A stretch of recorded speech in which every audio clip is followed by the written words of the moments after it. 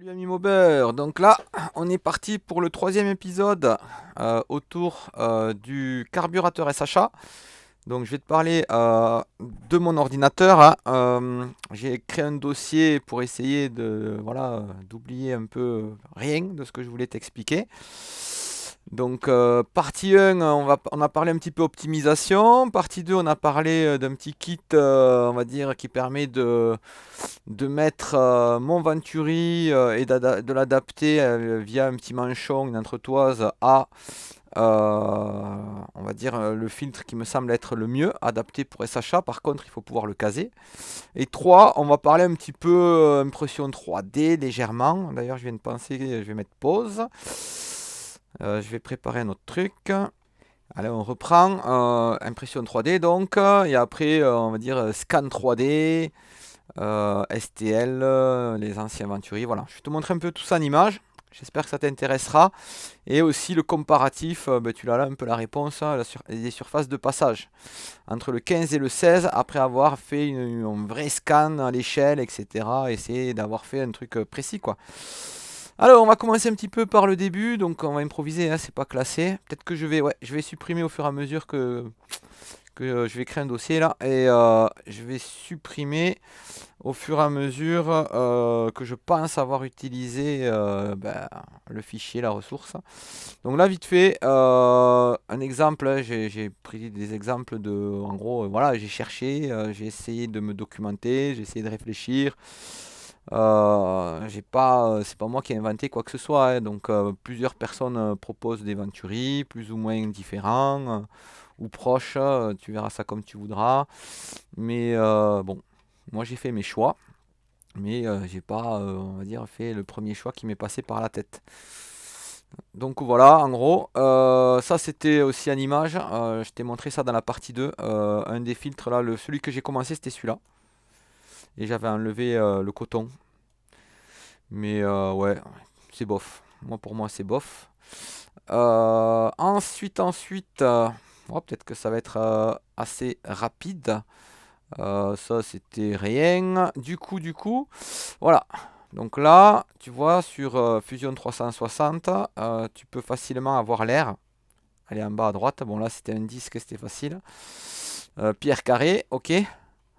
Euh, pour le SHA16, c'est pas un disque, hein, c'est plusieurs formes.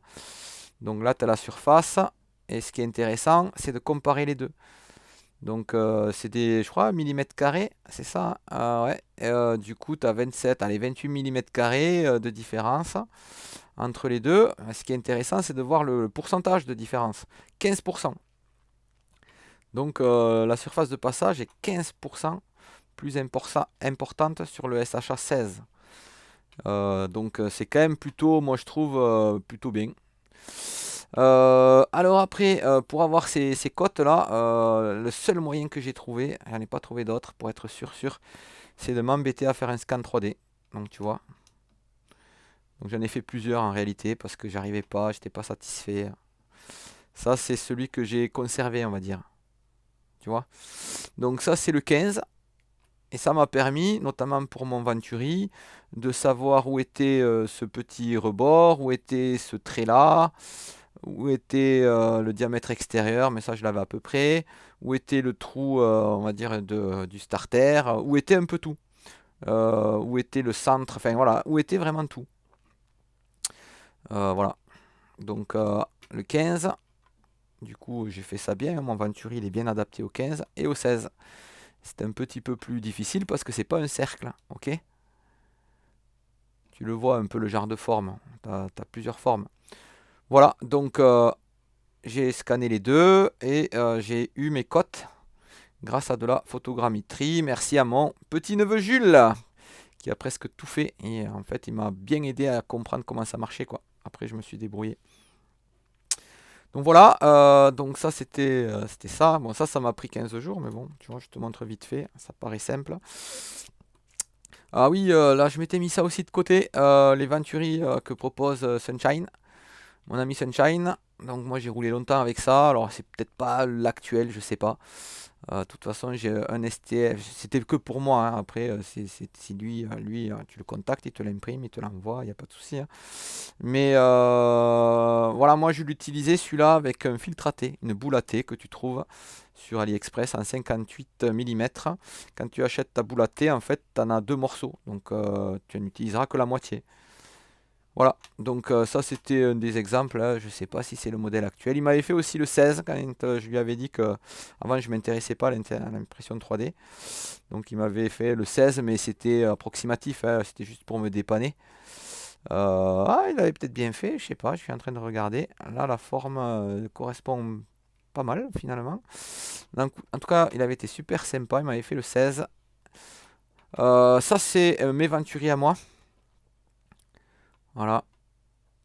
Donc, bon, ça ressemble un peu. Après, c'est un peu différent, mais ça ressemble un peu.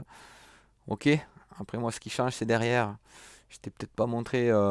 Lui, c'est un autre système. C'est pas mal aussi, hein, mais c'est pas pareil, quoi. Euh, voilà. Lui, derrière, c'était fait comme ça. Et après, je le faisais tenir. Ouais, je crois que c'était avec un Serflex, mais non, un collier en acier, quoi. Inox. Ou Galva, je sais pas. Un collier. Donc,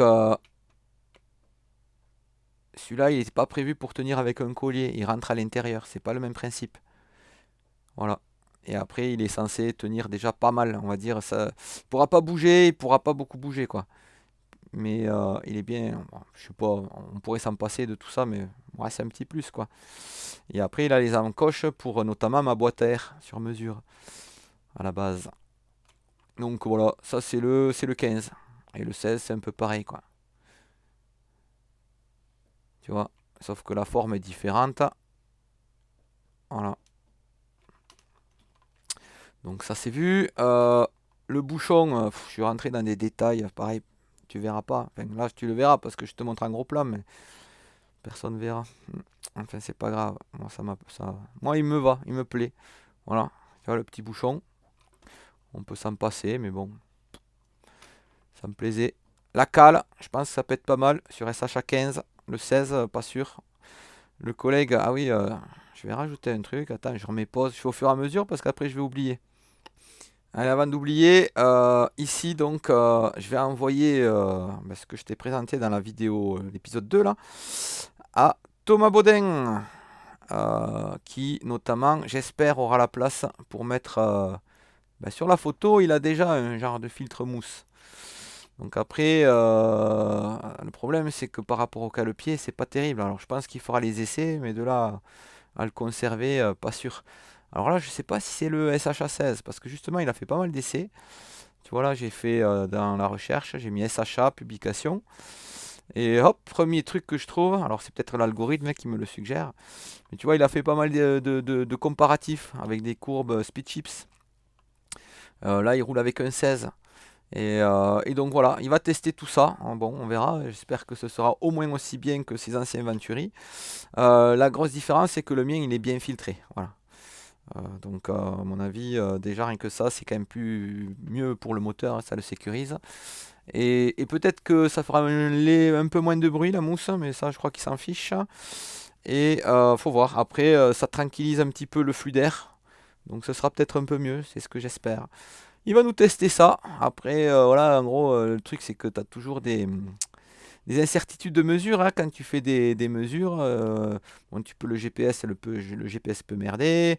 Tu as la température moteur, tu as plein de paramètres qui font que tes mesures valent ce qu'elles valent. Mais c'est voilà, c'est la perfection dans les mesures, ça n'existe pas. Mais bon, tu as une tendance qui ressort. Voilà. Après, il fait bien sûr ses tests sur circuit privé, évidemment. Donc, hop, ici, je faisais ça. Voilà. Donc, le manchon, ça enregistre. A priori, oui. Donc, hop, le manchon, entre toi, appelle ça comme tu veux. Tu vois, il y a des petits détails. Tu vois, ici, il y a un petit rebord, même plusieurs. Bon, c'est des petits détails, moi, qui me plaisaient bien. T'as des petites. Après, ça, c'est mon beau-frère qui m'a pas mal aidé. Moi, j'ai continué son travail. Voilà, l'entretoise. Le petit chapeau. Donc Sunshine pourra vous l'imprimer. Ah oui, je vais vous montrer aussi ses réseaux. Le petit chapeau. Donc allez, je vais te montrer vite fait les réseaux de David. Donc voilà, il a son petit shop, la bidouille. Je sais plus s'il s'appelait comme ça au départ, je sais plus. En tout cas, voilà. Souvent dans mes, on va dire que dans mes vidéos, je mets un peu tout le temps le même blabla là. Euh, et en général, souvent dans certaines vidéos, en tout cas, ben, dans celle-là, je vais le faire, hein, si j'oublie pas. Tu retrouveras les liens, ok? Je le fais assez souvent. Donc le lien eBay, après sur Facebook et sur YouTube. Ouais, il fait pas mal de tests sympas. Après, voilà, chacun ses goûts, quoi. Moi j'adore. J'adore. Un type super, quoi. Donc voilà, voilà. Alors attends, qu'est-ce que je voulais te raconter après?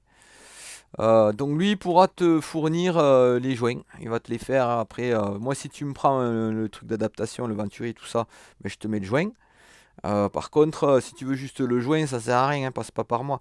Passe par lui et prends-lui d'autres trucs. Il a plein de trucs à te proposer, quoi.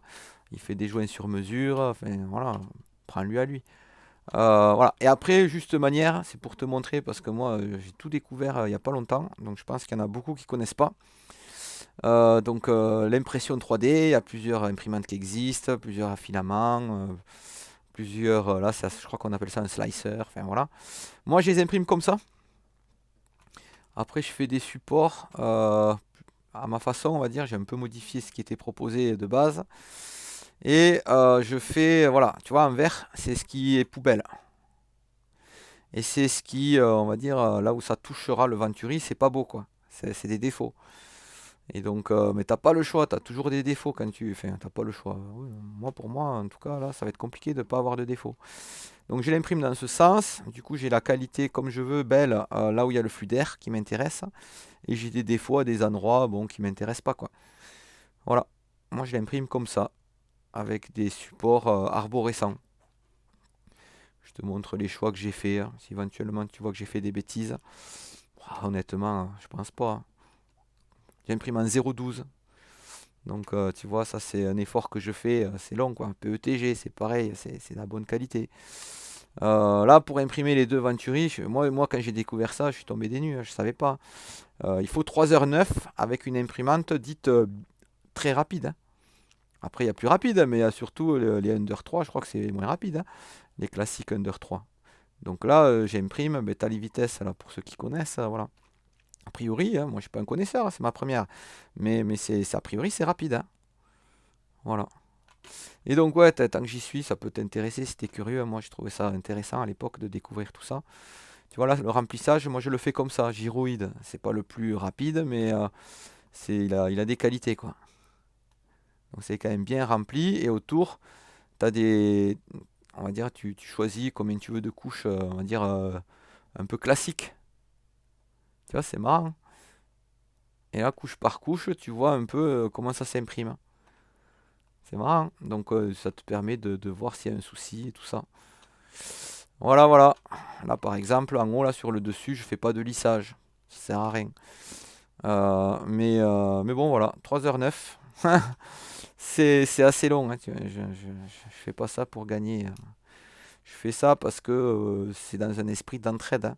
Donc j'espère qu'il n'y aura pas des, allez, disons-le, des pénibles à dire ah, toi aussi tu proposes du Venturi, tu m'as copié, alors que tout le monde copie tout le monde. C'est chacun, on va dire, on a nos modèles avec nos spécificités. Moi, je ne propose qu'un truc, je te le répète, que pour cette adaptation de filtre à air, je pense que j'ai un bon truc à proposer, donc je le propose. Et tu me contactes via mes réseaux, je vais te les montrer aussi vite fait. Et après, pour les autres modèles, tu contactes notamment Sunshine. Il y en a d'autres, hein, il y en a d'autres, mais bon, je ne veux pas leur faire concurrence. Et pour la boîte à air, un jour, quand elle sera finie, là, demain, j'espère pouvoir continuer avec le beau-frère. Je bloque sur un truc. Mais, bah, voilà, je proposerai aussi le Venturi qui va avec, ce sera le même, hein. Voilà, allez, je te mets un petit coup de pause. Je vais aller. Allez, donc je filme une petite séquence, hein, parce que moi j'ai découvert l'impression 3D il n'y a pas très longtemps. Donc je suis bien conscient qu'il y a des gens qui connaissent pas. Donc tu vois, c'est pas plein à l'intérieur. Il y a un genre d'alvéole, tu choisis. selon comment tu imprimes, il y a un endroit qui a des défauts. Là, ce sera le bas. Là où il y aura les supports, ce sera moins joli. Par contre, dans ce sens, ici, ce sera net. Et c'est ce que je voulais. Sachant que j'imprime très doucement, avec une certaine qualité. Bon, ceux qui connaissent, je pense qu'ils diront qu'on est quand même sur quelque chose de plutôt joli, quoi. Par contre, voilà, pour un Venturi, il faut compter. Ah ben j'ai pas la durée totale. De toute façon, il reste 5 minutes. C'était 2h07, je crois.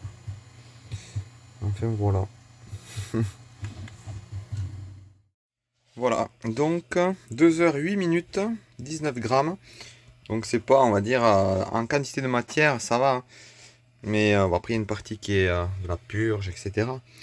L'un des soucis en quantité de la matière, c'est surtout tous les essais que tu fais et qui vont pas, quoi. Et le temps. Mais sinon, voilà. Alors, pour être honnête, c'est la première fois que je l'imprime avec des supports comme ça. Donc ceux qui connaissent se reconnaîtront. Hein. Et ça me semble bien, on verra. Mais sinon, on recommencera. On va décoller ici la plaque. Tu vois? On appelle ça des supports arborescents. Et j'ai remarqué qu'avec du PETG, les supports s'enlèvent quand même pas mal. Voilà. Donc là, c'est une bobine Bamboo Lab sur une imprimante Mini A1 Bamboo Lab. C'est pas très cher, hein, c'est pas très cher en fait. Pour info. Après, il faut se mettre. Donc, tu peux te contenter d'imprimer des modèles existants ou tu peux créer. Et moi, je fais les deux, quoi. Enfin, je crée surtout. Non, franchement, on est pas mal. Tu me diras en commentaire, en particulier si tu connais. Bon, si tu as des remarques constructives, des erreurs quoi, que j'ai faites, n'hésite pas à me les signaler. Mais je pense qu'on est pas mal. Allez, je te montre l'adaptateur. 39 minutes. 9 grammes. La même matière. PETG. Et imprimé selon la même méthode. Voilà, voilà. Et là, je me dis que tu dois avoir un esprit un peu comme moi, curieux. Donc je vais te montrer un truc que j'avais pas prévu. Donc voilà, moi c'est Rigmober sur YouTube.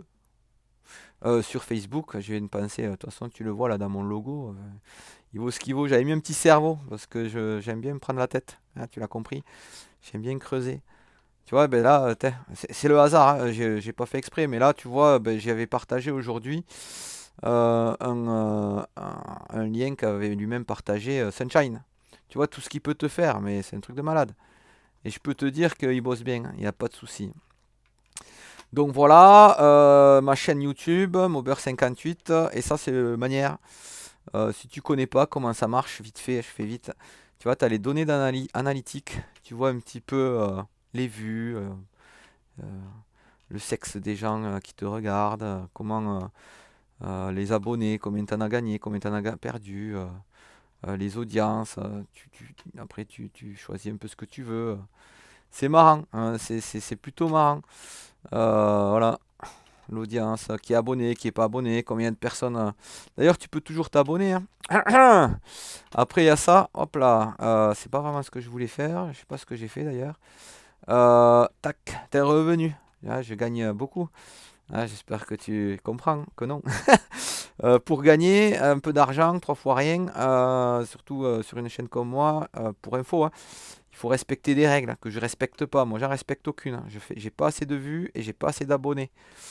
Alors, les vues, j'ai eu déjà 4000 sur l'année.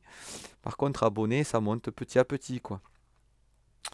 Donc voilà, après, bon, c'est à peu près tout ce qui peut t'intéresser, hein. Et là, tu peux retrouver, je retrouve on va dire, toutes mes vidéos que j'ai faites. euh, ok. Et c'est classé à part les shorts. Voilà, c'est classé à part. Je sais pas combien j'en ai. Ah, 144, j'ai vu. Les shorts, c'est là. J'en ai fait un aussi, justement, tout à l'heure, en rapport avec ma biellette. Parce que je crois que j'ai fait une petite, ouais, une petite boulette. Donc j'ai essayé de rattraper le coup, hein. Moi, je veux surtout pas de prise de tête. Et voilà, bah écoute, comme ça tu auras eu ce petit plus. N'hésite pas, ouais, à t'abonner. tu vois, dans les données d'analyse, souvent les gens, apparemment, ils arrivent à voir combien tu as de vues, parmi notamment les gens qui sont abonnés, pas abonnés.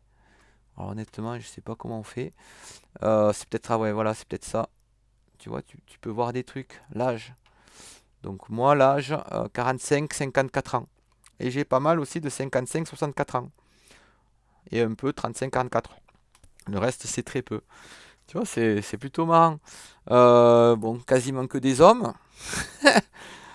Euh, Source de revenus, il n'y en a pas. Les abonnements, comment ça évolue? Ça, j'ai jamais trop regardé, hein. Euh, voilà, je te montre si tu es curieux. Voilà, les villes. Ah ouais, si, c'est marrant ça par contre. Et je crois LG, une fois, elle avait montré. Donc, j'ai beaucoup de France, hein. Depuis toujours. Les villes, ouais, j'ai rien, quoi. C'est pas clair. Vue par ville, ouais, c'est nul, ça marche pas. Mais voilà, tu vois, ce que ça peut être YouTube, si jamais tu as envie de te lancer. Ce qui peut être sympa, honnêtement, dans YouTube, c'est voilà, de partager tes bons plans, tes galères, tes trouvailles. Ce qui est nul, par contre, dans YouTube, c'est qu'il y a de l'ego, des fois, de certains, des gens qui savent tout, qui se posent jamais de questions. T'as de la jalousie. Parfois, t'as des mauvaises interprétations, hein, aussi. Il y a des gens qui pensent que t'as voulu faire passer un message alors que pas du tout. Euh, voilà. Moi, en clair, en tout cas, ce côté-là de YouTube des embrouilles, ça m'intéresse pas, quoi. Voilà, voilà. Écoute, tu vois un petit peu ce qu'il en est. Je te laisse sur ça. Je te remercie d'avoir regardé. N'hésite pas donc, ne serait-ce qu'à mettre un petit pouce en l'air, comme quoi tu as aimé, ça serait cool. Sinon, c'est pas grave. Allez, ciao, ciao.